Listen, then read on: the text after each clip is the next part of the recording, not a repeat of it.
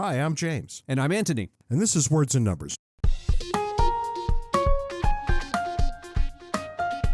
You know, it's kind of feeling like springtime out here. I know that the entire East Coast is under about 3 feet of snow, but it's 72 degrees here and I got all the doors and windows open. Yeah, that's enough of that. I don't need to hear that, James.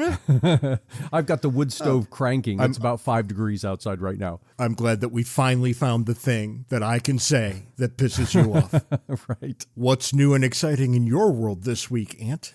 One of our listeners sent me an article saying that Ireland is considering what's called in the article a universal basic income. But when you read the description, the universal part is not so much. This is a basic income that would apply to artists. On the one hand, you could see all sorts of potentially good things coming from this. It promotes art and more people can get involved in art who otherwise wouldn't have been able to develop their talents because it's hard to make a living as an artist. And you can make all of these arguments. However, there are some serious unintended consequences that will arise from this. And I'm not saying that the unintended consequences are better or worse. I'm simply saying they're there and they have to be considered. First, providing a universal basic income to artists necessarily means that people are going to become artists who would not otherwise have become artists. And of course, our thoughts go to the talented people. These are people who would not have become great artists were it not for the UBI. But there's also going to be a tremendous number of people who aren't so talented, who are going to now feel more incented to pursue their art because of the basic income. I'd do it in a half a second. Yeah, I think there you have to think about the probabilities. Absent a UBI, one is more likely to become an artist if one is more talented. That is, the probability of having talent given that you become an artist is greater than the probability of having talent given that you didn't become an artist. All of that in the absence of a UBI. So necessarily, encouraging more people to become artists will, on average, attract lesser talented people. And this is going to cause a decline in the average quality of the art. And look, I have no way to judge your quality as a musician, but I can observe that the market has said that your quality as a musician is less than your quality as a professor. If that weren't the case, you'd already be a musician. Yeah, and I've told you this joke before, right? Two economists walk down the street and there's someone playing a violin on the street corner. One economist looks to the other and says, "I always wanted to play the violin." The second economist said, no, you didn't. No, you didn't. Why? Because you aren't.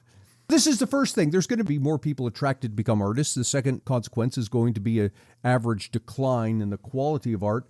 And then there's an interesting third unintended consequence, and that's a form of regulatory capture.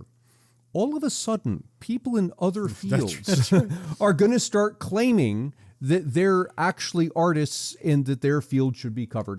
I give you as an example, you're in my field of lecturing to college students. You have to get up on a stage, you have to be a good orator, you have to entertain your audience. That classifies me as an artist. Well, how is it that you can do all those things if entertaining people is one of them? You don't entertain anybody. I entertain people. You just annoy them. You yell at people. I'm going to go back to the economists here.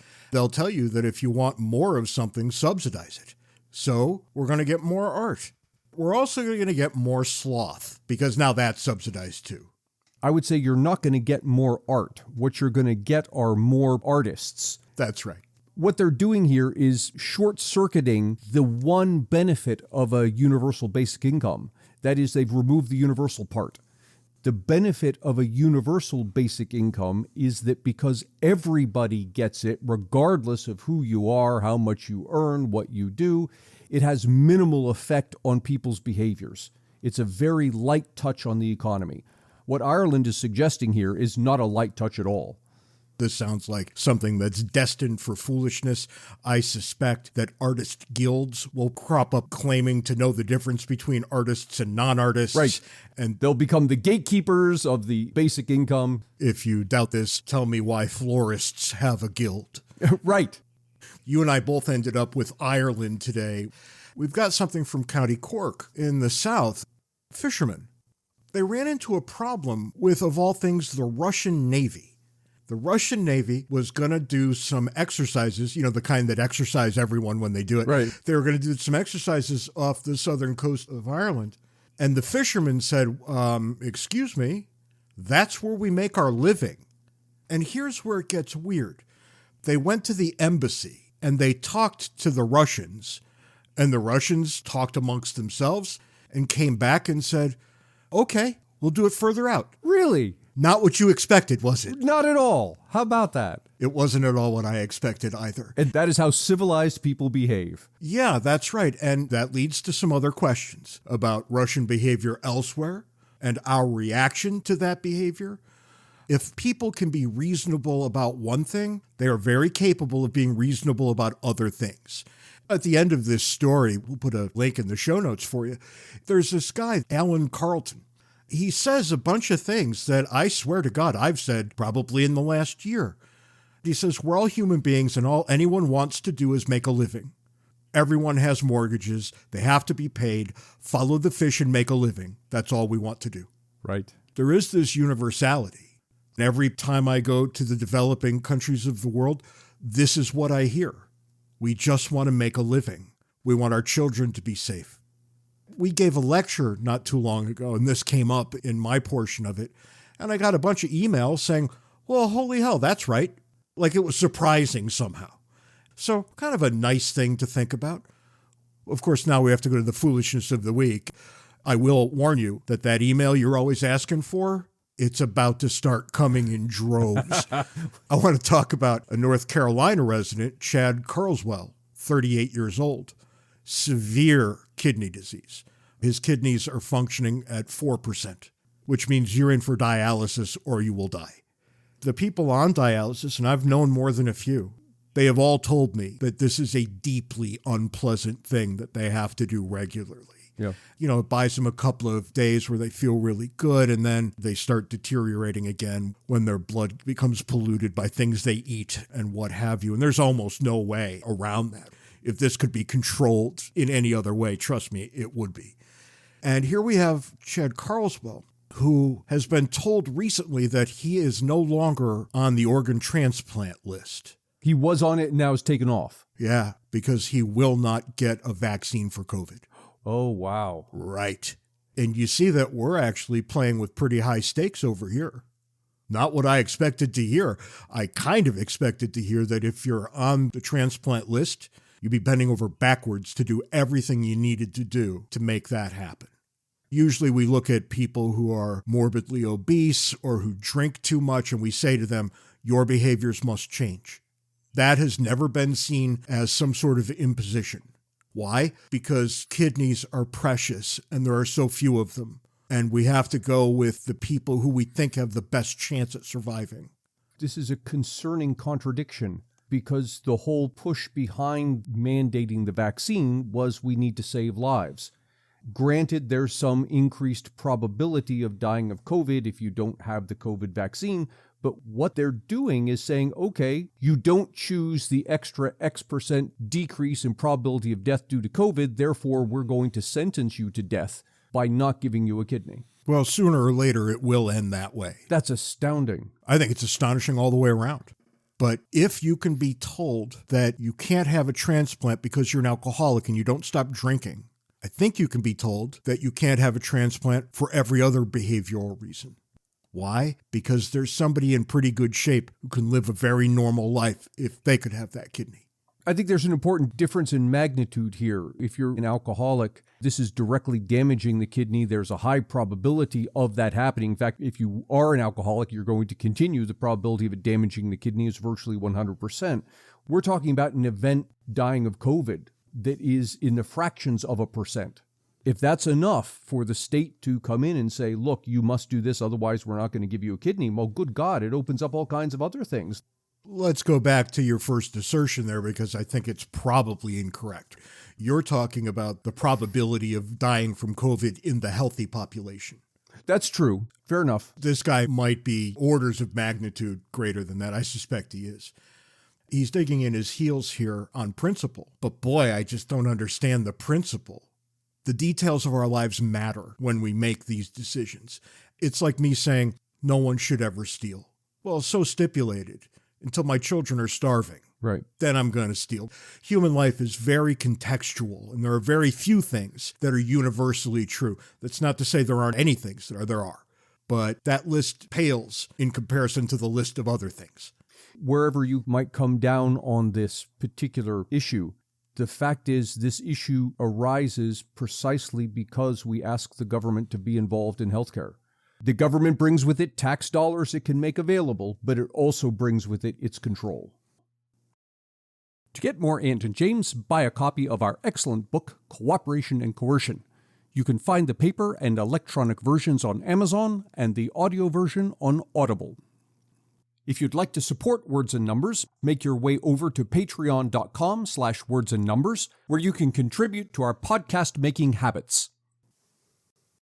Today, Ant, I was hoping we could talk about the famine that's on its way to Afghanistan. We tend not to pay that much attention to Afghanistan since we had that very ill-defined Police action? Withdrawal when we watched on TV as the Americans headed out in airplane after airplane. We've got about 23 million Afghans facing extreme levels of hunger. That's different from famine because there are nearly 9 million at risk of famine. It's happening just as winter sets in. The political structure has deteriorated into nothing.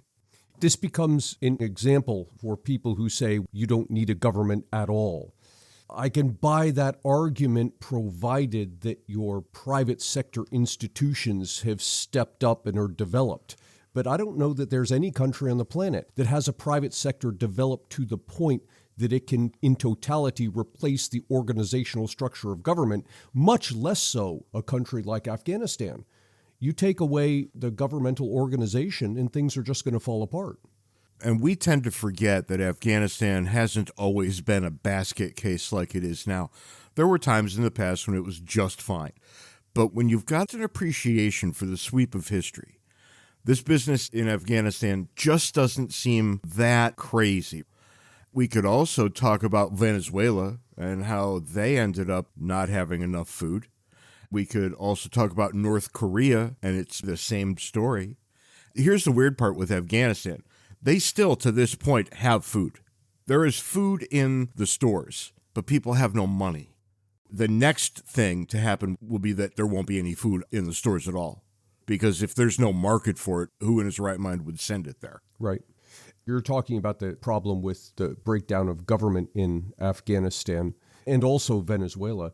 But this is happening to a greater or lesser extent worldwide because of the pandemic.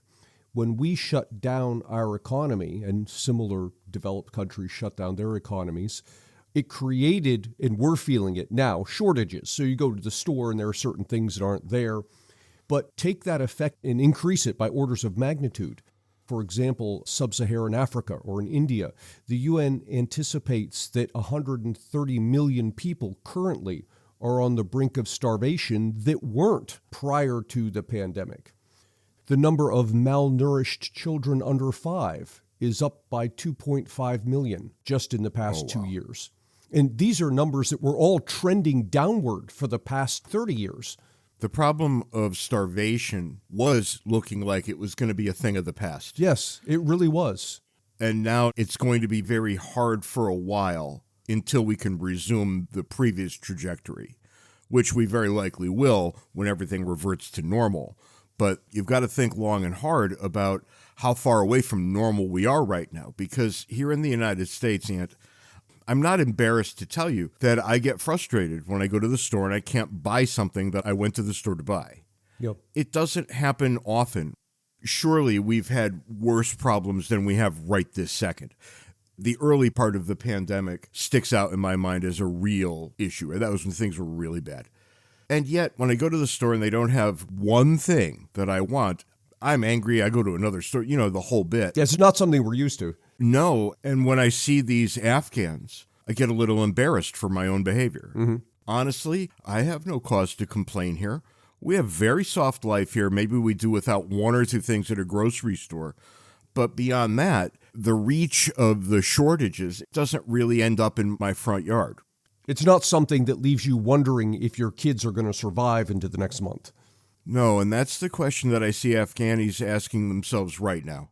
What will I do with my children? Is there any place I can go to get anything?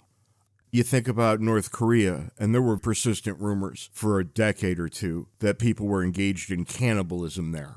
Now, things have gotten better in the last 8 or 10 years in North Korea, but my God, even that there could be a rumor of such a thing is unfathomable.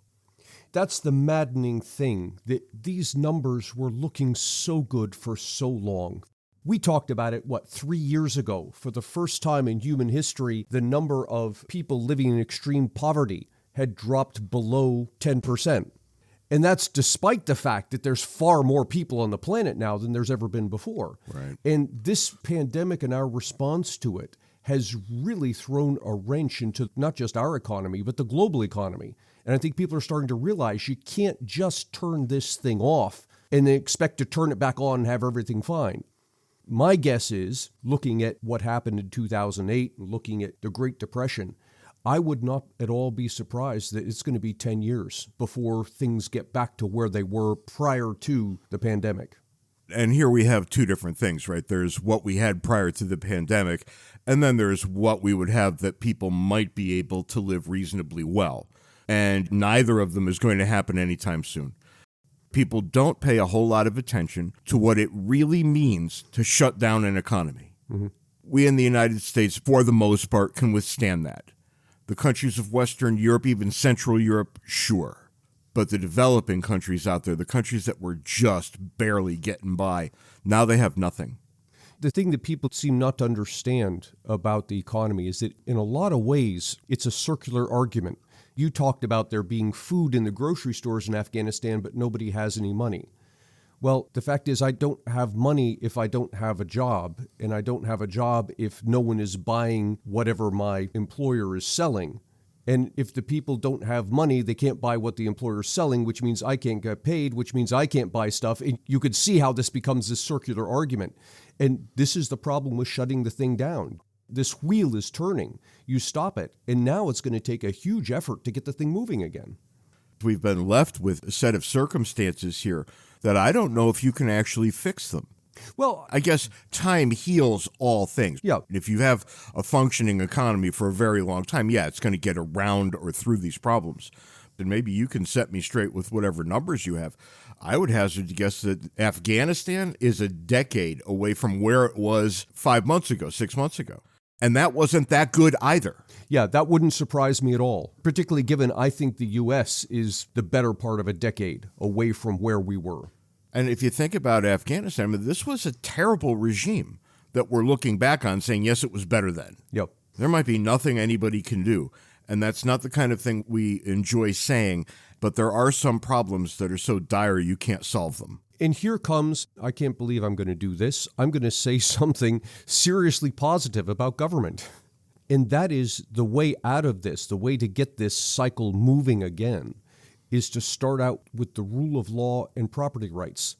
As long as those two things exist, entrepreneurs feel comfortable to take a gamble and start up something, even though they have no consumers. They say, okay, this is something people are going to like, I'm going to bring it to market and we're going to see what happens. That kind of thing only happens in an environment in which you're comfortable that whatever you invest, someone isn't going to come along and take it away later, and you're comfortable that everybody understands the rules of the game and will be held to them. Yeah, the market can step in and do those sorts of things in a developed country that already has the tradition of property rights and the rule of law. But in the environment you're talking about in Afghanistan, I think the market's going to be hard-pressed to fill those roles. You really do need a strong and good government. I want to get back to that exact point, given the three countries I've mentioned. So first it was Afghanistan, then it was North Korea, then it was Venezuela. I think I could safely predict that no one of those three countries will ever get anywhere near what you just said. And there goes your problem. When you have misbehaved as a nation, I'm referring obviously to the ruling class, when you've misbehaved so badly that you can't tend after the domestic issues that you have to tend after, Nobody's coming in with any kind of investment until you prove that it'll be safe. Everything I've ever seen from those three regimes leads me to believe nothing will ever be safe there. Let's take Venezuela as an example here.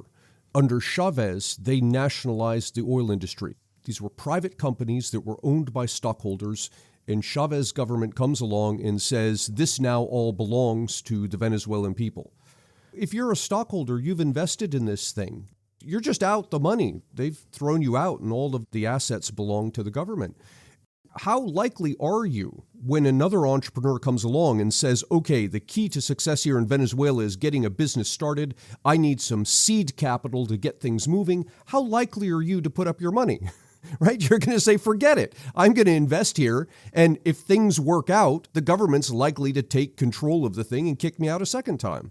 Most people think it was Chavez. It wasn't. It was President Carlos Andrés Perez back in 1976. That far back, really? 76. And at this point, analysts estimate that as much as $100 billion was embezzled from the oil companies. After nationalization, nationalization, right. So the government takes it over in the name of the people, and then the politicians take the money in the name of their own pockets. It's not working, right? Oil is not coming out of the ground. However, Venezuela has the most oil of any country in the entire world.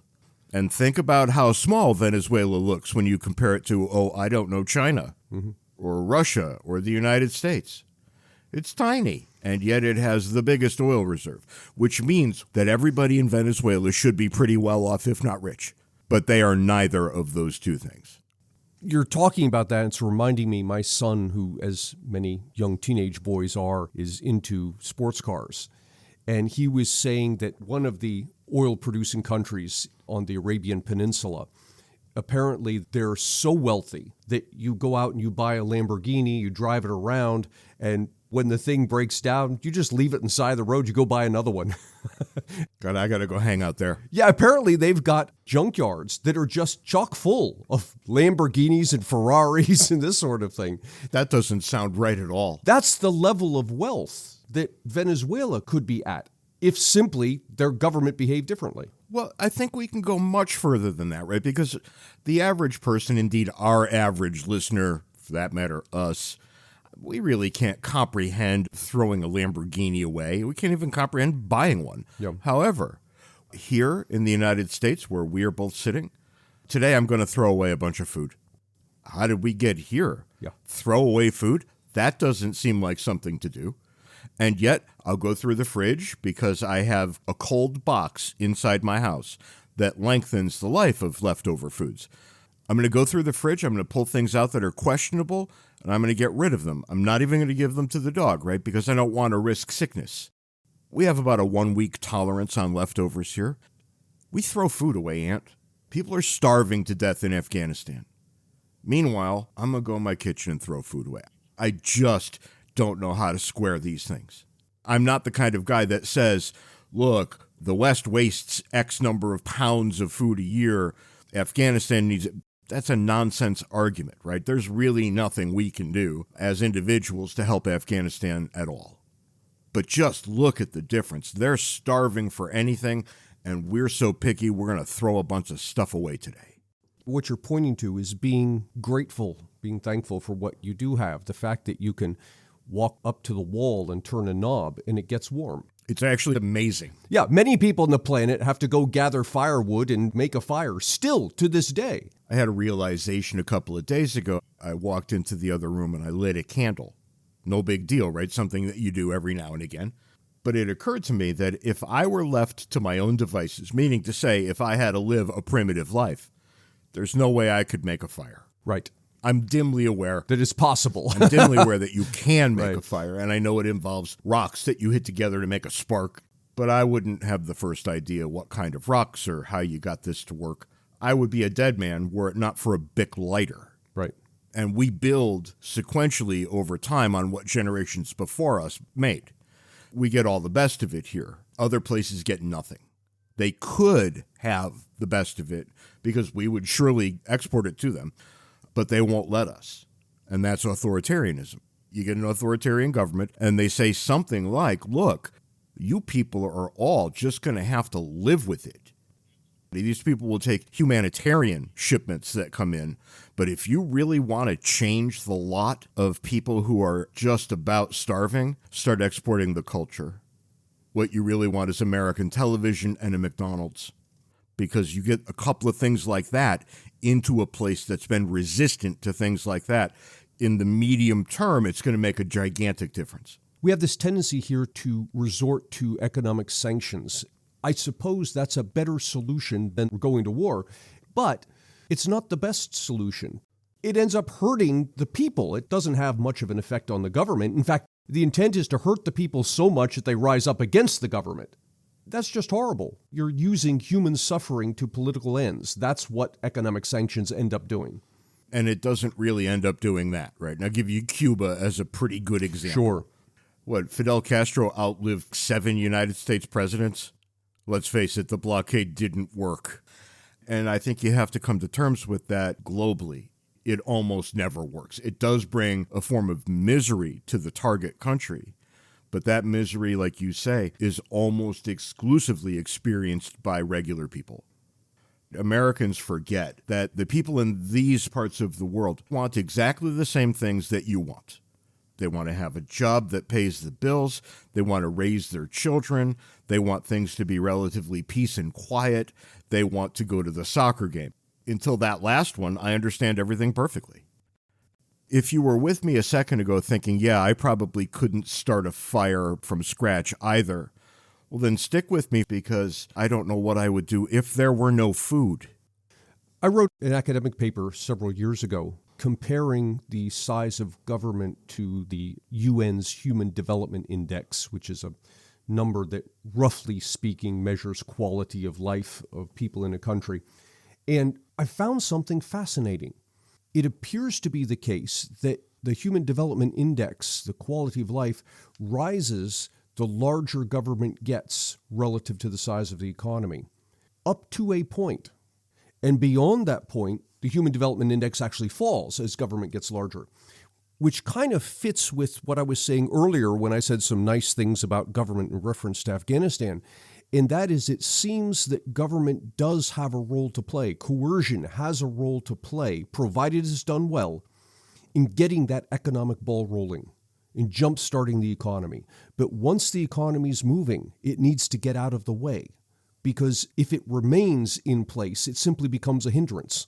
But you're not going to have a whole lot of luck talking to politicians like that. No, they'll happily grab on to that first statement, that you need the government to get the ball rolling. Yes, it's the second one that get every time. And you find this with poor John Maynard Keynes. I disagree with much of his work, but nonetheless, I think he's gotten a bad rap here because politicians grabbed on to the first sentence in his prescription, which was, when you're in recession, the government needs to spend more money.